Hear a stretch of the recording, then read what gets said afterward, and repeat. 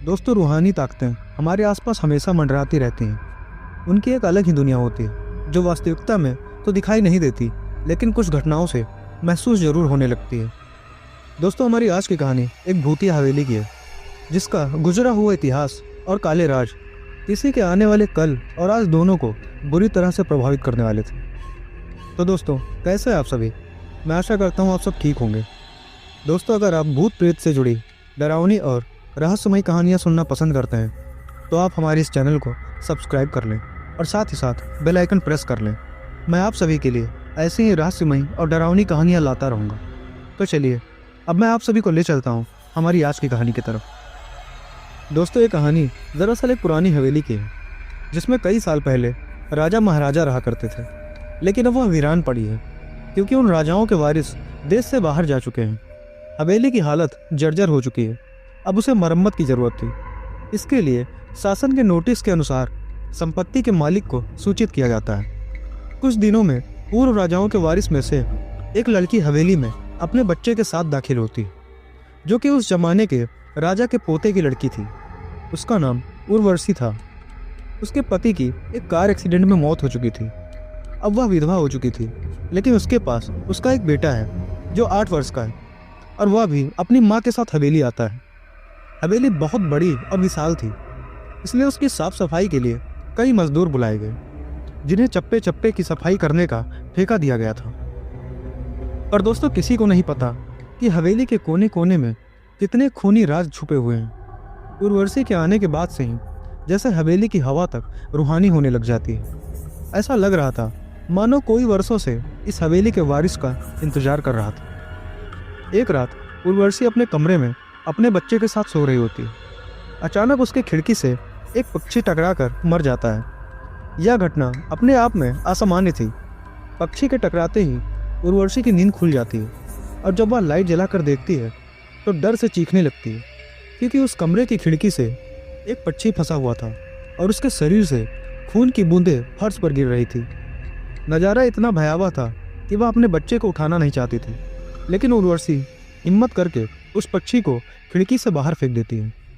लेकिन इसके बाद उसे रात भर नींद नहीं आती और वह सुबह तक जागती रहती है। दरअसल वह जानना चाहती है कि यह किसी की शरारत तो नहीं। सुबह होते ही वह अपने यहाँ काम कर रहे मजदूरों से जाकर कहती है कि रात को मेरे कमरे की खिड़की पर कोई पक्षी आकर टकराया था और तुरंत मर गया। क्या तुम लोगों में से किसी ने यह हरकत की है? क्योंकि पक्षी खुद ब खुद तो खिड़की से नहीं टकरा सकता। मजदूर कहते हैं, नहीं, हमने तो खिड़की से नीचे किसी पक्षी को मरा हुआ नहीं देखा। हम तो अभी वहाँ से चले आ रहे हैं और अब सभी जाकर देखते हैं तो वहाँ वह पक्षी नहीं होता। उर्वशी घबराने लगती है कि यह क्या, यहाँ तो पक्षी होना चाहिए या कम से कम खून की कुछ बूंदें दिखनी चाहिए, लेकिन यहाँ पर तो पक्षी का एक पंख तक नहीं पड़ा। उर्वशी सभी मजदूरों को कहती है कि हवेली में बहुत सी कीमती चीज़ें और मूर्तियाँ हैं, संभाल के साफ सफाई करना। मजदूर अपने काम में लग जाते हैं। उर्वशी अपने बच्चे के साथ कमरे में टीवी देख रही होती है कि अचानक हवेली की छत से एक मजदूर नीचे गिरता है। उर्वशी को अचानक लोगों की आवाज़ सुनाई देती है। वह भागकर खिड़की से नीचे देखती है तो एक मजदूर की लाश पड़ी होती है। उर्वशी कमरे से नीचे जाती है और मजदूर के गिरने का कारण पूछती है। लोगों के जवाब अलग अलग होते हैं। कोई कह रहा होता है कि इसने खुद आत्महत्या की है, और कोई कह रहा था कि यह गलती से गिर गया। सभी के दावे अलग थे, लेकिन उर्वशी को कुछ अनकही बातें सुनाई दे रही थी। उर्वशी के कान में अचानक एक आहट के साथ आवाज़ आती है कि अपने बच्चे को बचा सकती है तो बचा ले। उर्वशी यह शब्द सुनते ही अपने कमरे की तरफ भागने लगती है, क्योंकि कमरे में उसका बच्चा अकेले टीवी देख रहा होता है। जैसे ही उर्वशी कमरे में पहुंचती है तो उसका बेटा खिड़की से कूदने ही वाला था कि उर्वशी उसका पैर पकड़ लेती है और वह खिड़की से लटक जाता है। उर्वशी पूरी ताकत से उसे ऊपर खींचती है, लेकिन बच्चा फिर भी कूदने की जिद कर रहा होता है। उर्वशी किसी तरह अपने बच्चे को काबू में करती है और कमरे के बाहर आ जाती है, और वह मजदूरों से पूछती है, बताओ यहाँ क्या है इस हवेली में, क्योंकि ये बच्चा तो ऐसा नहीं कर सकता, और अभी यह सब जो हो रहा कुछ अलग ही चल रहा है। तभी एक बूढ़ा मजदूर उर्वशी से कहता है कि बेटी, ज़्यादा जानना है तो अपने पूर्वजों की कहानी पढ़ो, तभी तुम्हें इस हवेली का इतिहास पता चलेगा। इस हवेली के सारे काले राज, इतिहास और कहानी की किताब इसी गांव के सरपंच के घर में रखी है, जो कि बहुत साल पहले मर चुके। पर दोस्तों, अब भी सरपंच के बेटों के पास वह किताब मौजूद थी। उर्वशी सरपंच के घर पहुंचती है और किताब ले लेती है। किताब पढ़ते ही उसे पता चलता है कि इस हवेली में एक नौकर नौकरानी भी थे जिनके बीच बहुत प्यार था और वह कई सालों से हवेली की सेवा कर रहे थे। लेकिन एक बार रानी के शाही गहने चोरी हो गए और उसके शंका में राजा ने नौकरानी को चोरी की सजा दी और उसे जिंदा दफना दिया गया।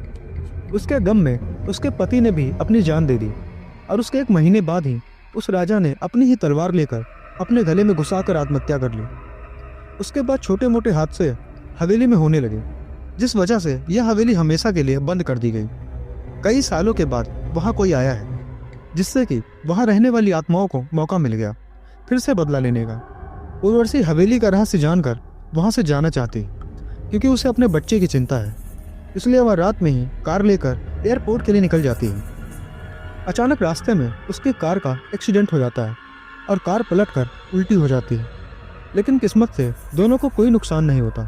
उर्वशी अपने बच्चे को बाहर निकाल लेती है और सुनसान सड़क पर भागने लगती है। रास्ते में उसे एक कार आते दिखाई देती है और कार रोकने के लिए उर्वशी सड़क के बीच में खड़ी हो जाती है और अपनी मदद के लिए चिल्लाने लगती है। तभी अचानक कार वाला आकर कार का ब्रेक लगा देता है। उर्वशी पास जाकर देखती है तो उसकी हिम्मत बढ़ जाती है, क्योंकि यह एक पुलिस ऑफिसर था। उर्वशी हड़बड़ाहट में उसे अपनी सारी बात बताती है और रोने लगती है। पुलिस ऑफिसर उर्वशी और उसके बच्चे को अपने गाड़ी में बिठा लेता है। अब वह तीनों वहाँ से उस पुलिस वाले की गाड़ी में निकलते हैं। रास्ते में उन्हें एक बूढ़ा सड़क पर जा रहा होता दिखाई देता है, पर वह उनकी कार के सामने आते ही रोड पर गिर जाता है। पुलिस अफसर गाड़ी से उतरकर उस आदमी के पास जाता है और उसे उठाकर पूछता है, बाबा क्या हुआ है? पर वह बूढ़ा आदमी अब बेहोश हो चुका था। पुलिस अफसर उसे गोद में उठाकर अपनी गाड़ी में पीछे बिठा देता है और अस्पताल की तरफ गाड़ी घुमा लेता है। पर दोस्तों, अचानक से 2 हाथ आते हैं और उस पुलिस वाले की गर्दन को कसकर दबाने लग जाते हैं। जब वो पुलिस वाला और उर्वशी पीछे की तरफ देखते हैं जहाँ से वह हाथ आ रहे थे, तो क्या देखते हैं कि वो हाथ उस बूढ़े आदमी के थे जिसे अभी कुछ देर पहले ही पुलिस वाले ने बेहोशी की हालत में कार में पीछे बिठाया था। उसका हाथ कार की सबसे पीछे की सीट से पुलिस ऑफिसर की गर्दन तक पहुंच रहा था। पुलिस ऑफिसर छटपटाने लगता है और अचानक गाड़ी का ब्रेक लगा देता है। गाड़ी की स्पीड कम होने की वजह से कार वहीं खड़ी हो जाती है और ऑफिसर अपनी गन निकालकर बूढ़े की तरफ निशाना लगाकर गोली चला देता है। पर दोस्तों, असल डर का एहसास उन सभी को तब हुआ जब उस बूढ़े आदमी के सर में गोली लगने के बाद भी उसकी जान नहीं गई। उर्वशी और पुलिस ऑफिसर दोनों समझ चुके थे कि यह इंसान नहीं, कोई आत्मा है। भूत को देखते ही उर्वशी अपने बच्चे को लेकर बाहर निकल जाती है और इसी बीच पुलिस ऑफिसर भूत की पकड़ से अपने आप को छुड़ाने में कामयाब हो जाता है। पुलिस ऑफिसर के बाहर निकलते ही तीनों बाहर रोड से भागने लगते हैं और कुछ देर भागते हुए उन्हें सड़क के किनारे जगमगाती हुई लाइट्स दिखाई देती है। पुलिस ऑफिसर उर्वशी से कहता है कि मैडम, यह एयरपोर्ट है, जल्दी चलिए। उर्वशी अपने बच्चे को लेकर एयरपोर्ट के अंदर पहुंच जाती है। दोस्तों, एयरपोर्ट पहुंचते ही उर्वशी की जान में जान आ जाती है, क्योंकि पुलिस ऑफिसर की बहादुरी की वजह से उसके बच्चे की जान बच गई थी। लेकिन दोस्तों, उस हवेली में भूतिया ताकतों का आधिपत्य अभी तक बना है और वो दुष्ट आत्मा दोबारा से उस हवेली के वारिस के इंतजार में हवेली में भटकती रहती है। पर दोस्तों, क्या इस हवेली में दोबारा से आने वाले वारिस की भी किस्मत उर्वशी की तरह होगी? क्या उसे भी बचाने के लिए उस बहादुर पुलिस ऑफिसर की तरह कोई आएगा, या इस बार वह शैतान अपने मंसूबों में कामयाब हो जाएगा? ये तो वक्त ही बताएगा। दोस्तों, आपको यह कहानी कैसी लगी कमेंट करके ज़रूर बताएं और वीडियो को लाइक कर दें। और साथ ही साथ अगर आपके साथ भी ऐसी कोई डरावनी या रहस्यमयी घटना घटी है तो आप मुझे व्हाट्सएप या इंस्टाग्राम पर साझा कर सकते हैं, जिसके लिंक्स आपको वीडियो के डिस्क्रिप्शन में मिल जाएंगे। तो चलिए मिलते हैं कुछ और डरावनी और खौफनाक कहानियों के साथ। तब तक के लिए टेक केयर।